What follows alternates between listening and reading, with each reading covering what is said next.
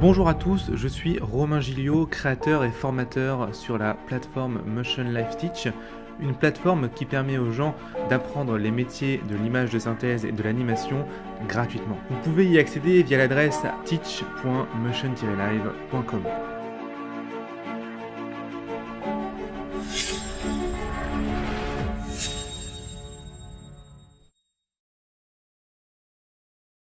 Comment tu peux obtenir le job de tes rêves avec le salaire de tes rêves? On va voir ça aujourd'hui et vous allez voir que c'est très spécifique et que c'est pas du tout forcément ce qu'on va vous apprendre à l'école, même pas du tout en fait, on va pas du tout apprendre ça à l'école et pourtant c'est extrêmement important si tu veux pouvoir avoir le job de tes rêves. Il va falloir vraiment comprendre que la première chose qu'il te faut pour avoir un bon job et être bien payé, c'est avoir un showreel de ouf.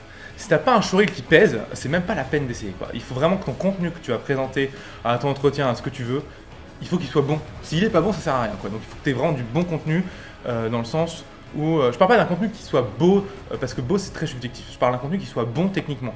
Je parle d'un contenu qui montre que tu sais faire le métier qu'on te demande.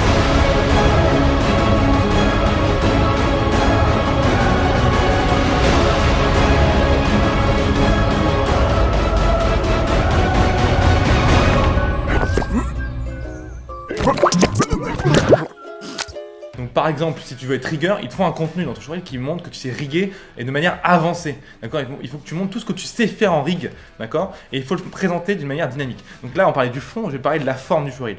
La forme du showreel doit être dynamique. La personne ne doit pas s'ennuyer devant. C'est très important que ton showreel soit très dynamique. Donc vraiment, le montage, moi j'accorde énormément d'importance au montage parce que inconsciemment, ça provoque une émotion. Si ton émotion que tu arrives à provoquer dans ton showreel, c'est une émotion qui est dynamique, qui est de l'énergie, etc. Et bien en fait, inconsciemment, la personne qui voit ton showreel va projeter cette émotion de dynamisme, de personne qui est là, qui est présente, qui va vite, qui travaille vite. Elle va projeter ses qualités sur toi alors que c'est la qualité du montage de ton showreel. Je sais pas si tu comprends ce que je veux dire, c'est que la personne va elle va pas se dire ah c'est le showreel de la personne qui est dynamique, donc mais elle est peut-être toute molle, non. Inconsciemment on va projeter les qualités de ton montage, donc dynamisme, travail rapide, etc. Donc travail rapide c'est juste la vidéo s'accélère quoi, on est d'accord. Et il va projeter ces qualités-là sur ta personne, d'accord. Donc tu auras beaucoup plus de temps de se faire embaucher que si tu as un montage super lent et tout mou, d'accord. Est-ce que tu vois un petit peu ce que je veux dire? C'est très important. Troisième chose qui est un petit peu en relation avec ce que je viens de dire, ne fais pas un showreel trop long, d'accord. Un showreel c'est 1 à 2 minutes maximum. 2 minutes c'est vraiment le grand maximum, hein. Je te conseille plutôt 1 minute. Pourquoi? Parce que 2 minutes c'est long, et donc la personne va se dire ah c'est long, elle s'ennuie, et si elle s'ennuie en regardant ton showreel, elle va pas se dire c'est le showreel qui est ennuyant, inconsciemment elle va se dire c'est la personne qui est en face de moi qui est ennuyante. Très important là-dessus. Troisième chose, si tu as beaucoup de skills, donc beaucoup de compétences, tu sais faire beaucoup de choses, par exemple tu es très bon en modeling, très bon en rig, très bon en compositing, ne fais pas un showreel qui montre toutes tes compétences. Fais plutôt des petits showreels qui montrent à chaque fois une compétence. Par exemple, tu peux faire un showreel de modé de 30 secondes, un showreel d'animation de 30 secondes, un showreel de compo de 30 secondes, et tu montes ces showreels à la suite. Ça va éviter ce côté long et ça va permettre à ton interlocuteur de pouvoir regarder un showreel, de te poser des questions, regarder un autre showreel, de poser des questions et de jamais se retrouver encore une fois dans la situation que j'ai décrite avant, le fait que ce soit long et donc que tu sois ennuyant, d'accord. Donc ça très important, segmente ton showreel s'il est trop long en matière en fait, en domaine d'activité. Donc ça c'était pour ce que tu présentes à la personne, c'est 50% du taf. Et là tu vas me dire ah bon 50% du taf, c'est quoi le reste? Le reste c'est ton attitude. En voilà une surprise. Il y a une phrase que j'aime beaucoup d'un monsieur qui s'appelle Patrick Leroux, qui est pas du tout dans le domaine de la 3D, mais qui dit que ce ne sont pas vos aptitudes, mais plutôt votre attitude qui déterminera votre altitude dans la vie. Ça c'est très intéressant et c'est hyper important d'avoir ce concept-là en tête quand tu vas voir une personne qui peut t'embaucher. L'attitude que tu vas avoir avec lui est juste primordiale, d'accord. D'ailleurs, quand je parle de personnes qui vont t'embaucher, ça peut être aussi des clients quand tu es freelance, hein, c'est la même chose. En fait, on parle de toute personne qui veut te donner de l'argent. Voilà. Ton attitude est primordiale, elle est presque plus importante que ton showreel.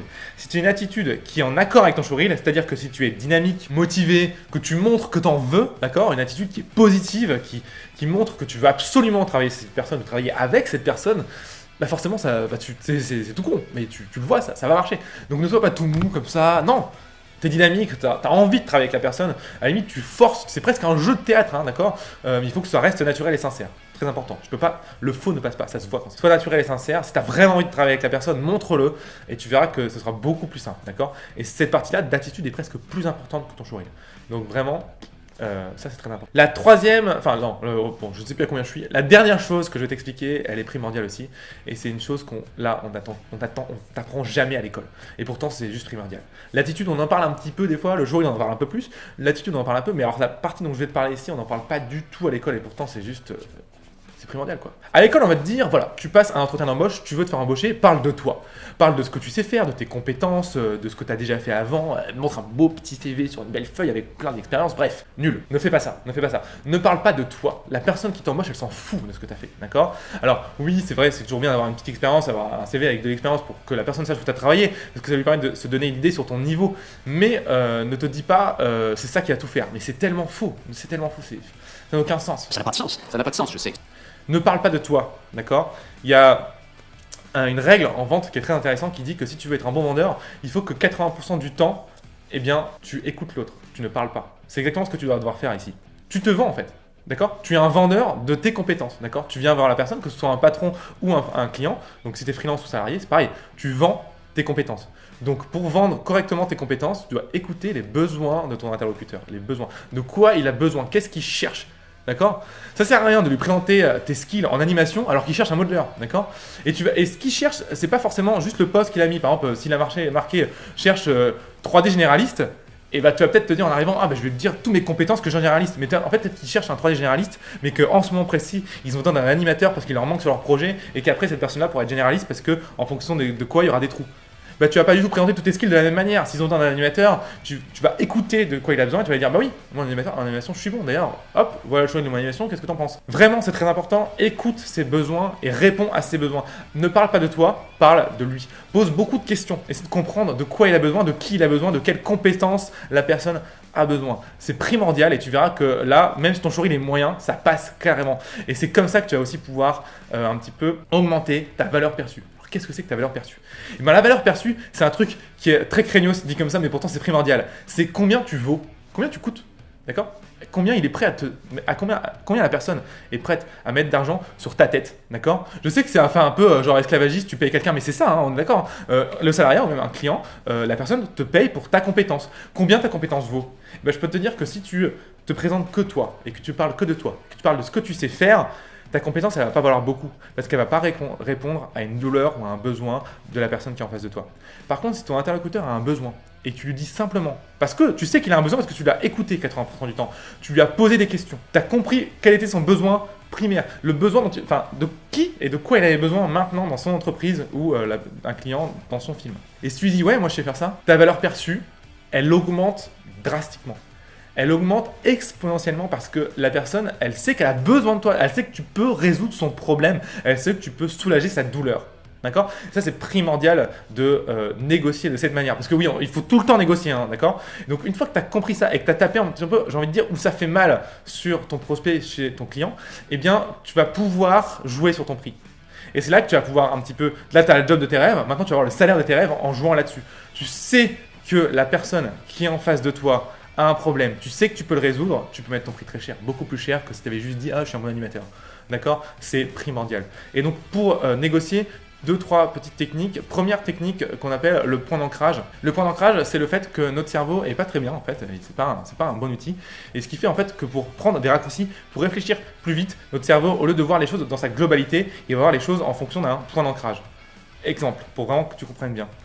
Si je te dis une télé, ça vaut en moyenne 6 000 €, tu vas me dire non, c'est moins cher, mais tu vas quand même te dire ah mais attends, il a dit 6 000 €, donc ton cerveau va naturellement se baser sur ce prix de 6 000 € pour te donner le prix de la télé, et tu vas me dire non, en fait ça vaut 3 000 €. Alors que si je te dis une télé ça vaut en moyenne 100 €, tu vas me dire bah non, une télé c'est plus cher, mais tu vas pas me dire qu'elle vaut 3 000 €, tu vas me dire qu'elle vaut peut-être 500 €. Tu vois, c'est ça le point d'ancrage, c'est le fait que quand tu réfléchis, ton cerveau va partir d'une base, d'accord? Et cette base va influencer le résultat de la personne. Comment utiliser le point d'ancrage dans ta négociation? Bah c'est simple, tu donnes un prix qui est beaucoup trop cher. Alors attention, il ne faut pas non plus que la personne pense que tu te fous d'elle, donc il faut vraiment trouver le juste milieu. Mais en tout cas, il faut tout le temps que tu donnes un prix qui est beaucoup plus élevé que le prix moyen du marché. D'accord? C'est très important. Imaginons, pour donner un prix, alors je vais dire n'importe quoi, mais imaginons le prix moyen du marché sur un animateur, c'est 150 € la journée. Voilà. Bon, imaginons, je ne sais pas si c'est exactement ça, mais c'est pas très important. Bah, toi, tu vas donner le double, tu vas dire ouais, voilà, moi je suis à 350 € la journée. Bien sûr, ce sera trop cher. Évidemment que ce sera trop cher. Mais tu donnes un point d'ancrage. Tu donnes un point d'ancrage à ton client.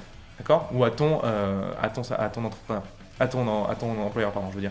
Et ton employeur, naturellement, il va dire ah bah non, c'est beaucoup trop cher, je vais te donner.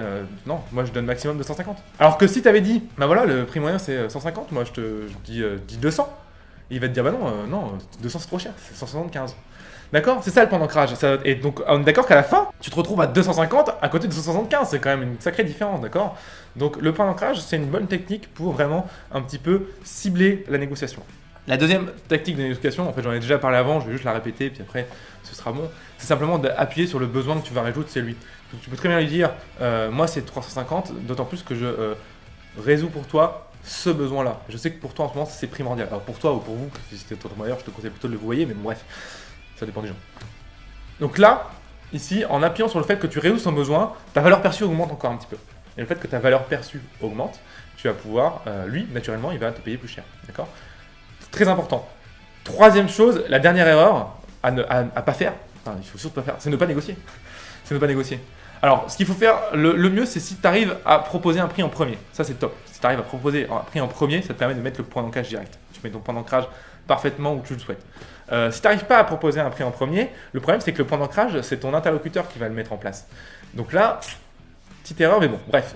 Dans la conversation, on n'a pas tout le temps le choix et des fois, on se retrouve avec un point d'ancrage qui est mis en place par notre interlocuteur.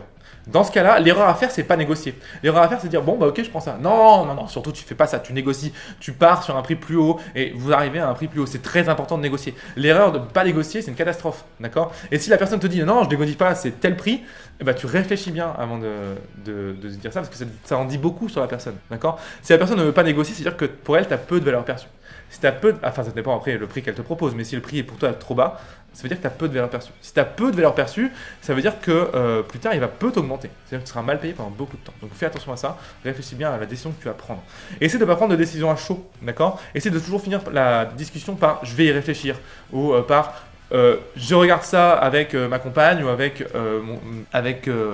ma mère, je sais pas. Tu trouves une excuse et tu dis je vous renvoie un mail demain ou ce soir.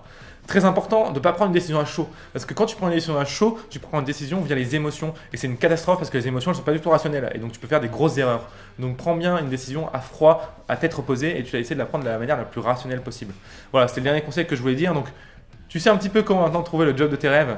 Et enfin, plutôt avoir le job de tes rêves et avoir le salaire de tes rêves. Donc, essaie d'appliquer toutes les méthodes que je viens de mettre, tous ces points devant ta glace au début, tranquillement, tu t'entraînes. Et puis après, voilà, devant ton interlocuteur, tu essaies de faire ça doucement, tranquillement. Vraiment appuyer. Rappelle-toi, je veux dire, le point principal de cette vidéo, c'est clairement, c'est le fait que tu résous un besoin. D'accord? Si tu arrives à déjà placer ça, tu vas voir que ta valeur perçue elle va augmenter de dingue. Et conscience aussi de ta valeur, d'accord? Il y a beaucoup de gens qui se sous-valorisent. C'est dommage, c'est dommage. Et conscience de ta valeur, et conscience de combien tu vaux. C'est très important d'avoir une belle conscience de ça. Voilà, moi je suis sûr que tu vaux énormément parce que je suis sûr que tu es très bon. Donc je te souhaite de rester passionné et je te dis à la semaine prochaine pour une nouvelle vidéo. Allez, bye bye, merci.